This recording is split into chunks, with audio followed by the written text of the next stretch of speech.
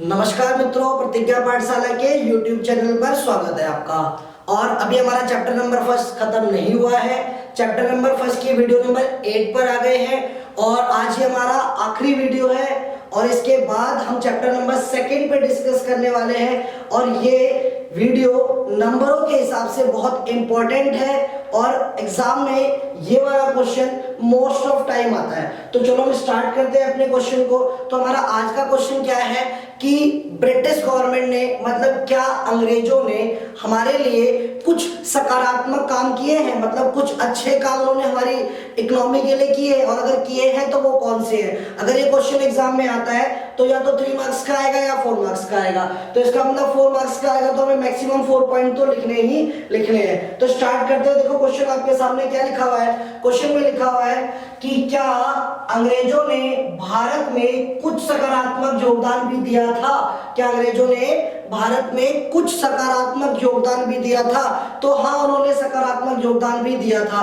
क्या योगदान था उनका सकारात्मक। स्टार्ट करते हैं। पहला पॉइंट है हमारे पास कि कृषकों का व्यापारिक दृष्टिकोण। इसका मतलब क्या होता है कि जो हमारे कृषक है, हमारी भारतीय कृषि है, उनका दृष्टिकोण पहले व्यापारिक नहीं था। यह व्यापारिक दृष्टिकोण किसने बनाया? अंग्रेजों ने बनाया, ब्रिटिश गवर्नमेंट ने बनाया। क्यों? क्योंकि उनसे व्यापार करने के लिए खेती करवाई, और जब उनसे व्यापार करने के लिए खेती करी उन्होंने, तो उनका जो दृष्टिकोण था, मतलब जो वो पहले थे, वो पहले केवल अपने उपभोग के लिए खेती करते थे, व्यापार के लिए खेती नहीं करते थे। तो ये जो दृष्टिकोण आया, ये दृष्टिकोण कहां से आया, कहां से उत्पन्न हुआ ये दृष्टिकोण? तो ये दृष्टिकोण, ये नजरिया जो है कहां से आया? ये नजरिया हमने ब्रिटिश गवर्नमेंट से सीखा है। देखो, कृषि के व्यापारीकरण ने निर्वाह किसानों को बाजार की अनिश्चितताओं से अवगत कराया। एक बार इसकी मीनिंग देखते हैं। कृषि के व्यापारीकरण ने मतलब जो खेती का व्यापार होने लगा, लेन देन होने लगा, ने निर्वाह किसानों को, मतलब ऐसे किसान जो केवल अपने निर्वाह के लिए खेती करते थे, निर्वाह किसानों को बाजार की अनिश्चितताओं से अवगत कराया। अनिश्चितता का मतलब कभी प्रॉफिट भी हो सकता है और लॉस भी हो सकता है। तो इस तरह की अनिश्चितताओं से अवगत कराने वाले कौन था? व्यापारिक कृषि। और व्यापारिक कृषि के बारे में बताने वाले कौन थे? अंग्रेज। तो मतलब अंग्रेजों ने हमें कृषि में व्यापार करना सिखाया, तो ये हमारे लिए पॉजिटिव हो गया ना। देखो, और किसानों के दृष्टिकोण में धीरे धीरे बदलाव आया। धीरे धीरे किसान क्या करने लगे? अपने प्रॉफिट के लिए खेती करने लगे, वरना उससे पहले तो वो केवल अपने निर्वाह के लिए खेती करते थे, व्यापार करने के लिए खेती नहीं करते थे। वो कहां से सीखे हैं? ये वो सीखे ब्रिटिश गवर्नमेंट से। वह निर्वाह खेती से व्यापारिक खेती की ओर बढ़ गए। कौन बढ़ गए? किसान बढ़ गए। कहां से सीखा? ब्रिटिश गवर्नमेंट से। तो हुआ ना पॉजिटिव। चलो ठीक, अगला पॉइंट देखते हैं, रोजगार के नए अवसर। ठीक है, अब हम ये नहीं कह सकते कि उन्होंने हमें रोजगार नहीं दिया। रेलवे आई तो रेलवे में रोजगार मिला ना हम लोगों को, तो ये भी एक पॉजिटिव इफेक्ट है। लेकिन बेसिकली बेनिफिट्स उनके थे, मैं मानता हूं इस बात को, लेकिन फिर भी जो था इसमें पॉजिटिविटी तो है ना, जॉब्स तो हमें मिली ना। देखो, रेलवे तथा सड़क के विस्तार ने, जैसे जैसे रेलवे बढ़ी, जैसे जैसे सड़कें बनाई, आर्थिक और सामाजिक विकास के कई नए अवसर खोल दिए हमारे लिए। खोल दिए ना, क्योंकि हम लोगों को वहां पे काम मिलने लगा। तो इसलिए हम इसको पॉजिटिव नजरिए से भी देखते हैं। अगला पॉइंट है अकाल पर नियंत्रण। ठीक है, क्योंकि ब्रिटिश गवर्नमेंट के टाइम पे बहुत अकाल पड़ते थे, लेकिन जैसे रेलवे आई, ठीक है, सड़कें बनी, तो क्या हुआ कि जो हमारे भारत के दूरस्थ क्षेत्र थे, अब दूरस्थ क्षेत्र का मतलब होता है ऐसे क्षेत्र जहां तक पहुंचना संभव नहीं है। लेकिन रेलवे के आने से, रेलवे आ गई, तो रेलवे के आने से क्या हुआ कि हम दूरस्थ क्षेत्र तक पहुंच सकते हैं। और अगर हम दूरस्थ क्षेत्र तक पहुंच सकते हैं, तो अगर वहां अकाल पड़ रहा हो तो हम अपना कुछ भी खाने पीने का सामान, गेहूं, चावल वगैरह रेलवे के जरिए एक जगह से दूसरी जगह पर हम आसानी से ले जा सकते हैं। तो ये भी पॉजिटिव इफेक्ट हुआ। देखो, यातायात के साधनों के विस्तार से, मतलब यातायात के साधन बढ़ गए। किसने बढ़ाए? ब्रिटिश गवर्नमेंट ने। रेलवे ब्रिटिश गवर्नमेंट, सड़कें ब्रिटिश गवर्नमेंट। तो किसने बढ़ाया? सारा उन्होंने बढ़ाया। तो क्या हुआ? विस्तार से सूखाग्रस्त, मतलब जिन इलाकों में सूखा पड़ रहा है, सूखाग्रस्त क्षेत्रों को शीघ्रता से खाद्य सामग्री पहुंचाई गई, मतलब उनको जल्दी से जल्दी हम खाने की चीजें आसानी से पहुंचा सकते थे। ठीक है, जिससे क्या हुआ?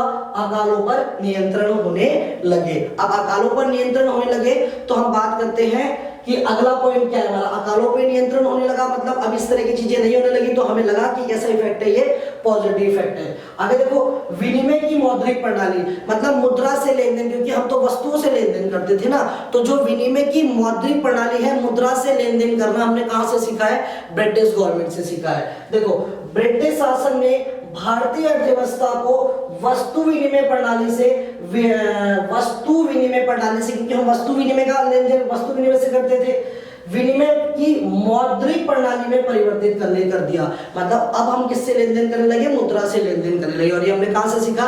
ये हमने ब्रिटिश गवर्नमेंट से सीखा। और एक हमें और बेनिफिट हुआ, ready to reference. Ready to reference का मतलब होता है कि हमने प्रशासन चलाना, अपने देश को चलाना, अपनी व्यवस्था को चलाना कहां से सीखा है? ब्रिटिश गवर्नमेंट से सीखा है। क्योंकि जो ब्रिटिश हमारे यहाँ से गए तो उन्होंने कुछ पॉलिसियां बना रखी थी, तो उन पॉलिसियों को हमें रेडी टू रेफरेंस का काम किया। रेडी टू रेफरेंस का मतलब होता है एक तैयार योजना हमें मिल गई और हमने उस योजना पर भी काम करना शुरू कर दिया। ठीक है, देखो, कुशल प्रशासनिक प्रणाली, मतलब हमें प्रशासन कैसे करना है, अपनी व्यवस्था को कैसे चलाना है, हम कैसे अपने देश को चलाएंगे। तो इसका जो प्रशासनिक तरीका था वो हमने कहां से सीखा? वो हमने सीखा कहां से?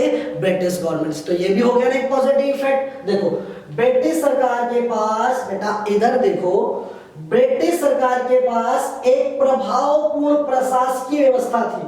प्रभावपूर्ण प्रशासकीय का मतलब क्या होता है? ऐसा प्रशासन जो प्रभावपूर्ण हो, मतलब जिसका कोई ना कोई प्रभाव हो, जिससे भारतीय राजनेताओं की परिकलित का मतलब क्या होता है? परिकलित का मतलब होता है ऐसी व्यवस्था जो रेडी टू रेफरेंस हो। देखो लिखा हुआ यहाँ पे, रेडी रेफरेंस का कार्य किया। रेडी रेफरेंस का मतलब हमें वो चीज जो थी क्या मिली? एक तैयार योजना के तौर पे मिली। ठीक है, तो नंबरों के हिसाब से इंपॉर्टेंट क्वेश्चन है, एग्जाम में जरूर आता है। मुझे तो ऐसा लगता है कि इस बार में एग्जाम में आएगा। क्वेश्चन को नहीं छोड़ना है, अच्छे से करना है। मे बी आपको समझ में आ गया होगा। ठीक है, और अगर नहीं समझ में आया, कुछ भी डाउट रह गया, तो कमेंट बॉक्स में कमेंट करना है। ठीक है, अब हम नेक्स्ट वीडियो से अपनी बात करेंगे, किस पे बात करेंगे? Chapter number 2। और चैप्टर नंबर 2 का नाम क्या है? पंचवर्षीय योजनाएं, लक्ष्य और उपलब्धियां। क्या नाम है? पंचवर्षीय योजनाएं, लक्ष्य और उपलब्धियां। बहुत टॉप का चैप्टर है, बहुत मजेदार चैप्टर है। अच्छे से देखना है, अच्छे से समझना है, मार्क्स के लिए नहीं, नॉलेज के लिए। किसके लिए? नॉलेज के लिए। क्यों? क्योंकि ये जो अगला टॉपिक है, ये टॉपिक आपके आगे भी काम आता है। ठीक है, क्लियर हो गया? समझ में आ गया? चलो, नमस्कार। अच्छा, एक चीज तो रह गई, जो सबसे इंपॉर्टेंट चीज है। इंपॉर्टेंट चीज ये है कि कुछ बच्चों का पढ़ाई में मन अब भी नहीं लग रहा। क्यों? क्योंकि स्कूल बंद है, ट्यूशंस बंद है, वो बेचारे कहीं जा नहीं पा रहे हैं, अपने घर में हैं, लेकिन उनका पढ़ाई में बिल्कुल भी मन नहीं लग रहा है। तो ऐसा नहीं करना है। आपको क्या लगता है आपके एग्जाम नहीं होंगे? चलो, एग्जाम मार्च में होंगे, लेकिन आपको पता है कि 15 अगस्त तक आपके स्कूल ऑफ कर दिए गए हैं, कॉलेजेस ऑफ कर दिए गए हैं। तो इसका क्या मतलब हुआ? ज्यादा से ज्यादा क्या होगा? आपको एग्जाम तो देना है ना, ज्यादा से ज्यादा होगा क्या? ज्यादा से ज्यादा आपके एग्जाम का सिलेबस कम कर देंगे, या इसके अलावा और कुछ कर सकते हैं? नहीं कर सकते ना। लेकिन हमें प्रिपरेशन तो अपनी करनी पड़ेगी ना, तैयारी तो हमें रखनी पड़ेगी। तो क्या करेंगे बताओ? तो हमें क्या करना पड़ेगा? हमें अपनी पढ़ाई को जारी रखना पड़ेगा। तो आप लोग बिल्कुल भी अपने ध्यान को ना भटकाएं, अपने बुक्स पर कंसंट्रेट रखें, बाहर जो हो रहा है उसे भूल जाए, बाहर जाना बिल्कुल बंद करें। और अगर कोई भी डाउट हो, अपने टीचर से मिले, फोन से, यूट्यूब से, लाइव जाकर, किसी भी तरह से उनसे कंसल्ट करें, वो आपको बताएंगे कैसे पढ़ना है। ठीक है, लेकिन पढ़ाई को अपनी जारी रखना है। ठीक है, चलो, नमस्कार।